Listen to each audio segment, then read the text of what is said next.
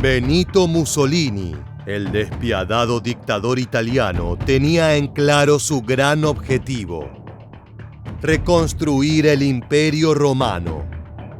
Y no estaba dispuesto a que nada ni nadie lo detuviera. Cualquiera que se interpusiera en su camino lo pagaría con sangre. La violencia y el miedo fueron sus principales armas en el ascenso al poder, prometiendo paz a un pueblo que pronto quedaría hundido entre las sombras. La represión fue la respuesta a los reclamos por el hambre y las condiciones laborales. Y la censura se convirtió en la única manera de sobrevivir a la brutalidad de los camisas negras. En este nuevo video de historia militar, nos adentraremos en la Italia fascista del temible Duce para conocer cómo era la vida de las personas durante aquel implacable régimen. Acompáñanos a descubrir la crueldad del hombre que daba a elegir entre dos palabras a sus opositores: silencio o muerte. Entre 1919 y 1925, Mussolini prometió muchas cosas a su pueblo: estabilidad política, orden público, prosperidad, reformas sociales y un imperio. Italia quiere paz, tranquilidad y trabajo. Yo le daré todo esto, si puedo, con amor y, si es preciso, por la fuerza. El reino de autoritarismo y opresión sistemática de Benito Mussolini dio sus primeros pasos en 1919. Italia estaba sumida en el caos, todavía tambaleando por las heridas de la Primera Guerra Mundial. La crisis económica y la inestabilidad política arreciaban, mientras que la población, dividida y desesperada, clamaba por un cambio. Fue en ese contexto cuando surgió la figura de un líder tan carismático como manipulador, que no dudaría en utilizar tácticas de terror y violencia para obtener lo que buscaba. Mussolini era un ex socialista que se reinventó cuando fue expulsado del partido por apoyar la contienda bélica. De esa manera se transformó en el principal defensor de una nueva y agresiva ideología: el fascismo.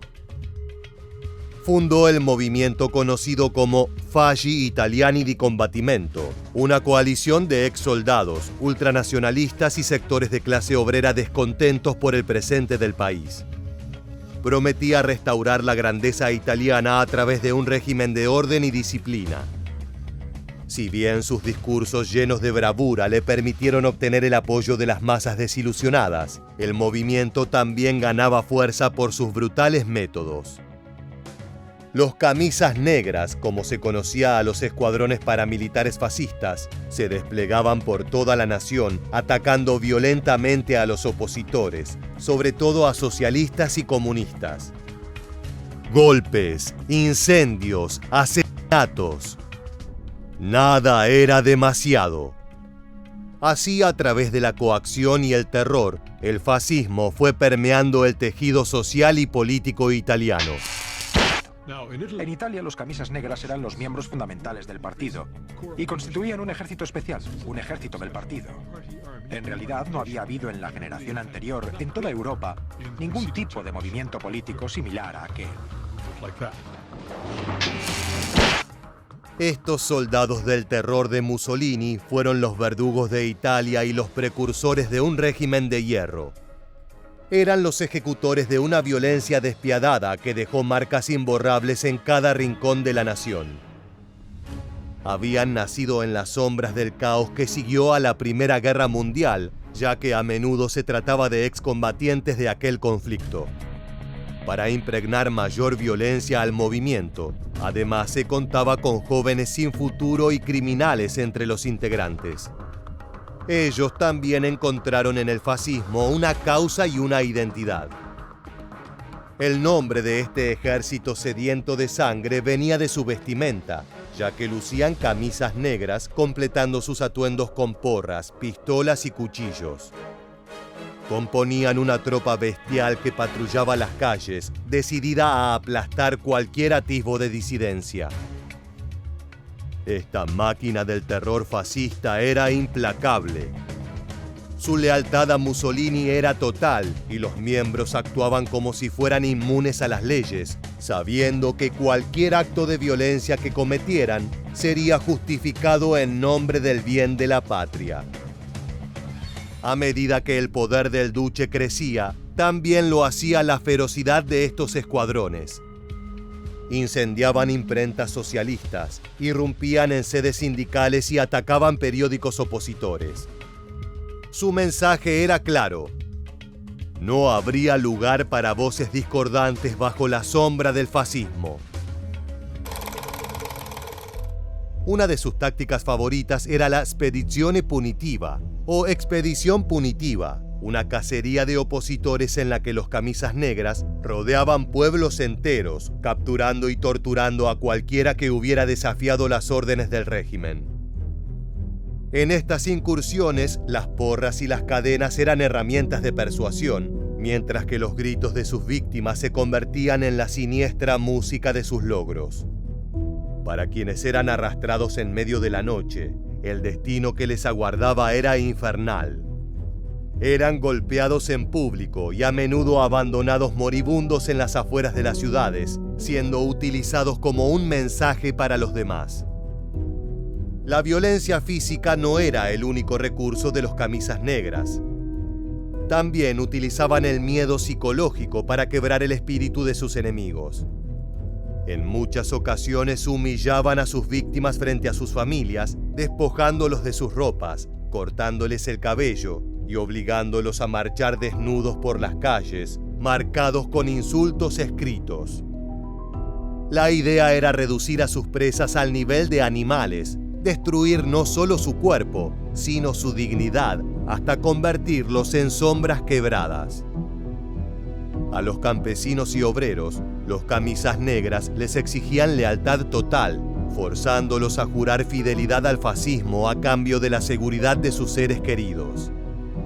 Los que se resistían eran brutalmente golpeados o enviados a campos de concentración en las islas italianas, lugares donde el régimen se aseguraba de que los enemigos del Estado sufrieran en condiciones inhumanas. De esa forma, el partido ganó un enorme apoyo, no por convicción, sino por terror. El éxito fascista en la Italia rural tuvo unas consecuencias terribles. A finales de 1921 el partido había aumentado de 20.000 miembros a más de 200.000. Además, también saboreó el éxito electoral. 38 fascistas, incluido Mussolini, fueron elegidos para el Parlamento. Sorprendentemente, el apoyo fascista estaba bastante extendido. En 1922, Mussolini aprovechó la crisis que transitaba el país hundido en el miedo para dar el golpe definitivo. Organizó la Marcha sobre Roma, un despliegue de fuerza de miles de camisas negras que avanzaron hacia la capital exigiendo el poder. Aterrorizado, el rey Víctor Manuel III no se atrevió a detenerlos y, en lugar de resistir, nombró a Benito Mussolini como primer ministro. A partir de ese momento, el fascismo comenzaría a consolidarse como un régimen totalitario. Una vez en esa posición, el duce no dejó nada al azar. El nuevo gobierno utilizaba la propaganda para exaltar su imagen como un líder infalible, el salvador de Italia. Mientras tanto, sus despiadados hombres suprimían cualquier opinión contraria. Para quienes osaban desafiar el sistema, la respuesta era brutal. Intelectuales, activistas y opositores eran arrestados y, en muchos casos, desaparecían. La opresión crecía a cada instante. El 8 de enero de 1925 es el momento revelador con el que el fascismo se embarca en el camino hacia la dictadura y hacia el Estado totalitario. Lo hace a través de una serie de leyes que eliminan del Parlamento a los diputados de la oposición, leyes que censuran cada vez más la prensa y que, en último lugar, en 1926, llevan a la disolución de los partidos no fascistas y de los sindicatos no fascistas. Dos grandes estructuras que se instauran son el Estado policial y el Estado de partido único. El Vaticano, igual que la monarquía, mantuvo el poder. Las huelgas eran castigadas con violencia. Los trabajadores y campesinos que en un momento habían creído en las promesas de Mussolini se encontraron esclavizados bajo un sistema que exigía una lealtad absoluta al Estado y reprimía con fuerza cualquier intento de protesta. Los italianos se vieron obligados a afiliarse a los sindicatos fascistas, que funcionaban más como herramientas de control que como verdaderos defensores de los derechos laborales. Las condiciones de trabajo empeoraron y las horas aumentaron, mientras que el salario apenas cubría las necesidades básicas. Para muchas personas, la jornada de trabajo era una experiencia de constante vigilancia, donde cada palabra y cada gesto eran observados. Los supervisores, usualmente fervientes seguidores del fascismo, no dudaban en reportar a los empleados que mostraran signos de inconformidad, condenándolos al desempleo o a algo peor. Como si fuera poco, el ambiente económico era tenso y restrictivo. La pobreza era una constante, especialmente en las zonas rurales, donde los campesinos se enfrentaban a altos impuestos y bajos salarios. La gran mayoría vivía en la miseria, luchando por alimentar a sus familias. Incluso el acceso a bienes básicos estaba limitado. El régimen alentaba el racionamiento y la austeridad en nombre del sacrificio nacional, mientras que la élite fascista vivía en la opulencia.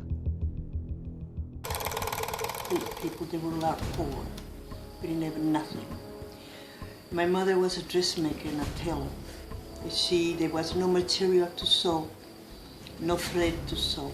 So we resourced on other things. We used to make bread and sell the bread. But there is no money involved. You give the bread, they give you sugar. If they don't have sugar, they give you honey, anything. There was no money was exchanging it.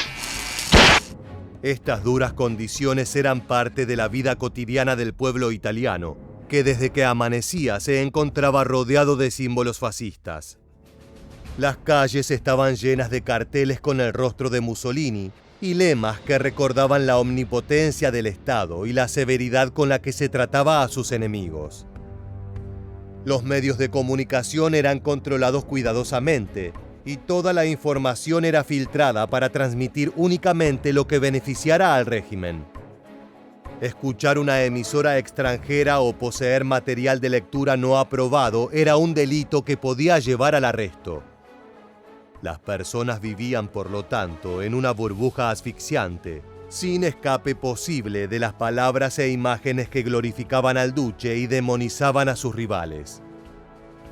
Esto provocaba que los italianos practiquen la autocensura, incluso en sus propias casas.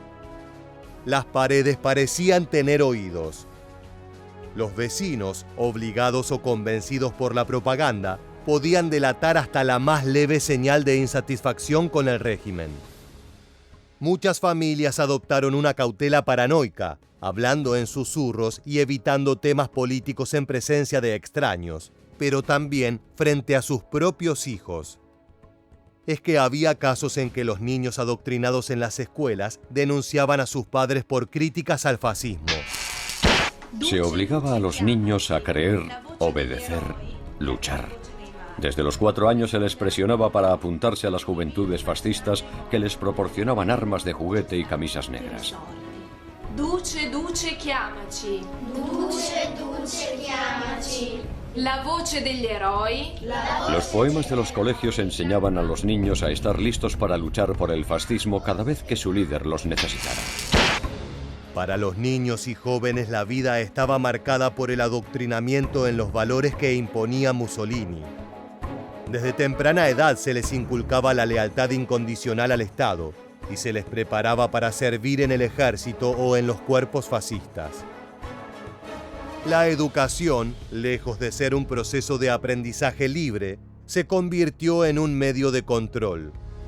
Los libros de texto glorificaban las hazañas del duce y se censuraba cualquier tema que pudiera fomentar el pensamiento crítico.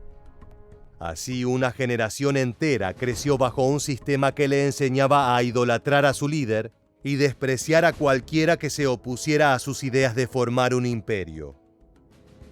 Ese era el gran objetivo de Mussolini, igualar a la antigua Roma.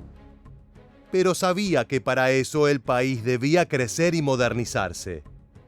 Hubo un incremento en cuanto a la generación de trabajo, aunque no significaba que las condiciones fueran dignas.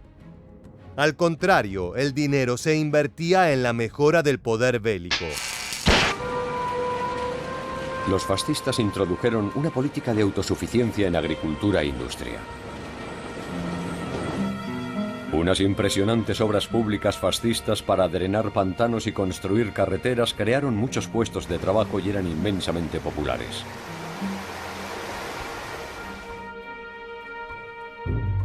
Pero para Mussolini, su principal objetivo era preparar a la economía italiana para la guerra. En su ambición desmedida, Mussolini también comenzó a forjar alianzas con otra figura sombría de Europa: Adolf Hitler. Compartían los ideales de nacionalismo extremo, racismo y militarismo. Juntos aspiraban a redibujar el mapa europeo. En 1940 el duce arrastró a Italia a la Segunda Guerra Mundial, convencido de que al unirse a la Alemania nazi conquistaría una nueva era imperial para el país. De todos modos, establecer acuerdos con una figura tan controversial como el Führer generaba preocupación entre los italianos, incluido el ministro de Asuntos Exteriores, Galeazzo Ciano. ¿Será suficiente la solidaridad de los regímenes para mantener juntas a dos naciones cuyas razas, culturas, religiones y gustos son totalmente opuestos?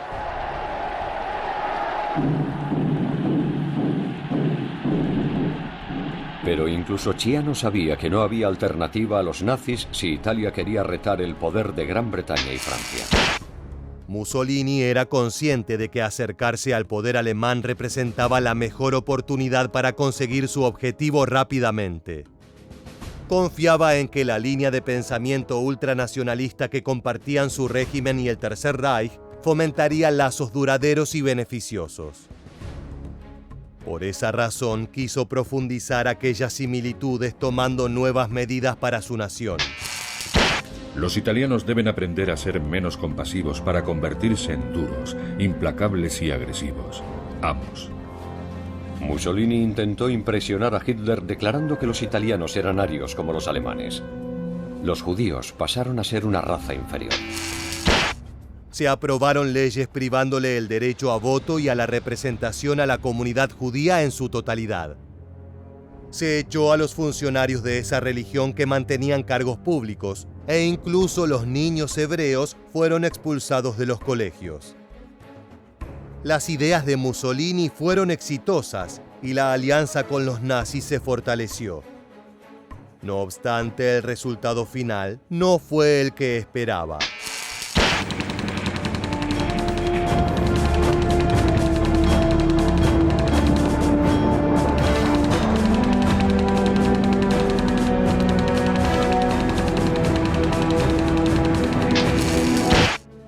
Italia no logró reconstruir el Imperio Romano. Por el contrario, la guerra sumió al país en una devastación sin precedentes. Las fuerzas de la nación, mal preparadas y sin el apoyo adecuado, sufrieron derrotas humillantes. En el frente interno, los bombardeos aliados y la ocupación nazi devastaron ciudades enteras. El pueblo, ya abatido por años de opresión fascista, ahora vivía bajo el terror de la guerra. Finalmente, en 1943, ante el colapso de las tropas locales y la presión de los aliados, el Gran Consejo Fascista destituyó a Mussolini. Pero el daño ya estaba hecho. Italia estaba destruida, en ruinas. El 28 de abril de 1945, el duce fue fusilado por partisanos comunistas mientras intentaba huir del país. Más allá de su muerte, su régimen dejó una huella profunda y dolorosa en la historia de la nación. Vivir en la Italia fascista era vivir en una prisión a cielo abierto. Las personas se enfrentaron al temor constante y a una angustia moral que se filtraba en cada aspecto de su existencia. Cada día se veían forzadas a callar, a fingir lealtad y a esconder cualquier emoción que pudiera delatar sus verdaderos pensamientos. La promesa del duque de devolver la grandeza a Italia solo trajo opresión, violencia y miseria. Y ahora sí, luego de haber conocido la brutal vida durante el régimen de Benito Mussolini, es momento de despedirnos. Muchas gracias por habernos acompañado hasta el final. Te esperamos para volver a encontrarnos en el próximo video de Historia Militar.